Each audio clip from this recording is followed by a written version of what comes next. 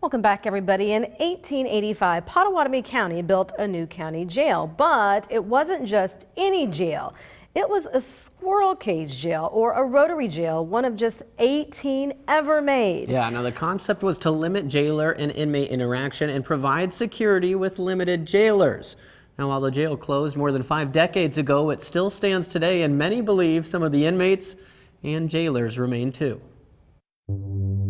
The historic Pottawatomie County Squirrel Cage Jail was the largest of its kind. It's supposed to house 60, so 2 men per cell, and that's going to be 14 years of age and up. While it stands as a museum today, it officially closed in 1969. It had to stop because of safety issues, so it was condemned probably about 22 times in its 84 years of use as the county jail. But it still appears exactly like it had when it shut down. And all the carvings into the walls are original. Kat Slaughter, the Historical Society of Pottawatomie County Museum Director, shows us how it worked. Line it up.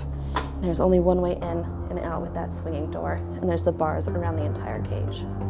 So like you were kind of saying, when it would get stuck, then it would just be whatever cell on each floor was. Yeah, and I mean there's potential for it to get stuck like that too. Where nobody Can get in or out. This meant inmates could go days without food and water. Some inmates even lost limbs when the jail would rotate.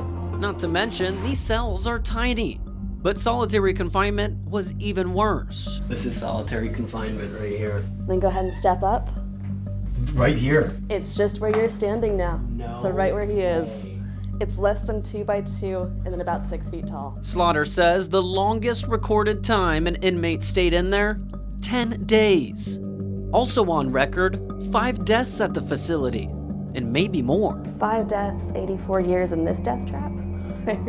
It just seemed a little low, so we wouldn't be surprised if more come out. And Slaughter says they may be among the spirits that still reside at the jail. We've had different reports throughout the years of footsteps, dark shadow figures, doors slamming, opening, things moving around, voices when you're the only one in the building, whistling, which is rather interesting. In her 6 years, what has she experienced? Oh, basically all the things that I mentioned I've personally experienced. Many professional paranormal investigators have made the trip to the jail and sing the same tune. Every single time we're there, something will happen. I thought I felt something touch my side.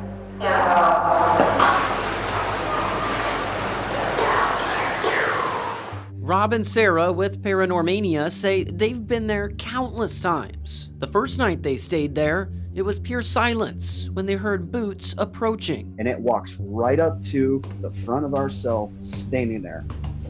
And you know somebody's there looking at you. She just like quietly looks at me in the dark and is like, "Did you hear that?" And like, you would literally have to be deaf not to have heard this craziness that just happened in front of us. Like, full chills, hair on end. The area they've spent the most time trying to debunk, the top floor.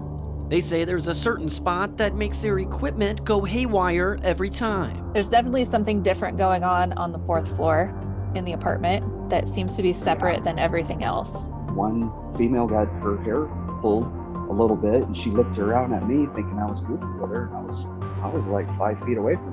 Hauntings and history, making it truly one of a kind. I tell people you're literally standing in the only one in the entire planet. Like, you're not gonna find another one of this magnitude.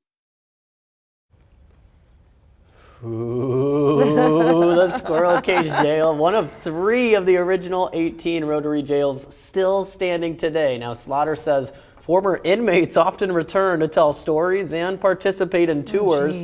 The jail hosts public investigations and is also hosting flashlight tours at the end of next week. You can find out more information by visiting thehistoricalsociety.org. Now, while I was there, I didn't experience any of the haunting stuff. I was gonna ask you. But I will say that the solitary confinement is absolutely tiny. The fact that somebody was in there for 10 days absolutely blows my mind. I mean, you can't even move. How tall are you, Mark? 6 foot. Yeah, so. your head would have been right up against the roof. Yeah, I was no a short room guy. to I mean, if do. you're 6 foot, you're probably bending your knees a little bit. Jeez. It's bad news in there. But That is crazy. I got goosebumps watching that. yeah, and just a ton of history. Really cool. You guys should go check it out.